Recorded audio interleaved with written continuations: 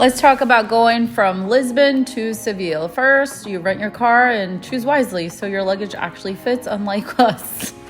This was fun. Not really. People were staring. It was a little embarrassing, but we made it happen. Then we were on the road. So the cars, when you rent the cars in Portugal, they come already with the little toll equipment thing.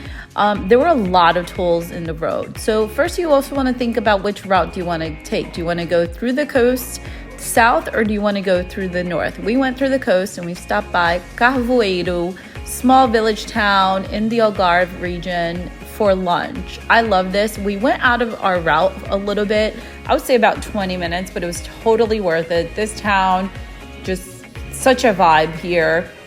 We walked around and then we had lunch at this place called Levels, which you'll see here. The view was awesome. So was the food, and the people here are really friendly. So it actually has different levels and different foods. It's different menus, upstairs versus downstairs, but we had it downstairs for lunch and it was quite pleasant. We also walked on the beach a little bit to take some photos and just really for the sightseeing in this main area, but it must be such a happening, cool place here in the summer. This is a little bit of our food, some sandwiches. This shrimp was the bomb.com garlic shrimp. It was so good. I ate it all up with bread.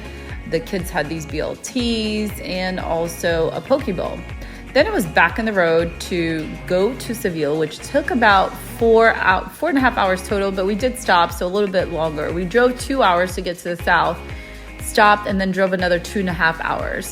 That's what it feels like. So there were so many tolls in Portugal, but once we got to Spain, there weren't. One thing to know if you're driving from Lisbon to Seville is the time zone.